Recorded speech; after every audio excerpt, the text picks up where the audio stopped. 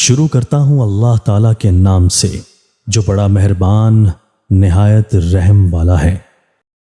حضرت ابو ہریرہ رضی اللہ تعالیٰ عنہ کہتے ہیں کہ نبی اکرم صلی اللہ علیہ وآلہ وسلم کے پاس ایک آدمی نے آ کر عرض کیا، مجھے کچھ سکھائیے لیکن زیادہ نہ بتائیے تاکہ میں اسے یاد رکھ سکوں۔ آپ نے فرمایا، غصہ مت کرو۔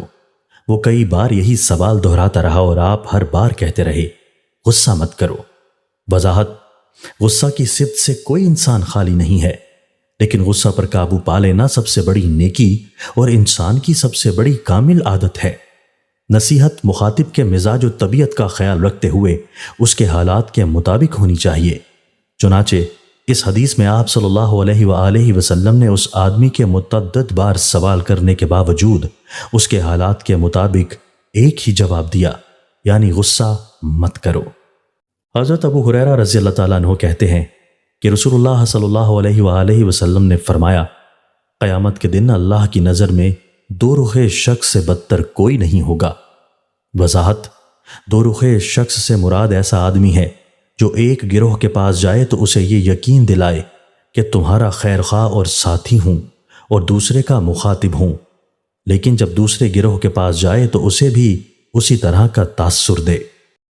حضرت ابو سعید خدری رضی اللہ تعالیٰ عنہ سے روایت ہے کہ چند انصاریوں نے نبی اکرم صلی اللہ علیہ وآلہ وسلم سے کچھ مانگا، آپ نے انہیں دیا، انہوں نے پھر مانگا، آپ نے پھر دیا، پھر فرمایا، جو مال بھی میرے پاس ہوگا میں اس کو تم سے چھپا کر ہرگز جمع نہیں رکھوں گا، لیکن جو استغنا ظاہر کرے گا اللہ تعالیٰ اس کو غنی کر دے گا، جو سوال سے بچے گا اللہ تعالیٰ اس کو سوال سے محفوظ رکھے گا، اور جو صبر کی توفیق مانگے گا اللہ تعالیٰ اسے صبر کی توفیق عطا کرے گا۔ کسی شخص کو بھی صبر سے بہتر اور کشادہ کوئی چیز نہیں ملی۔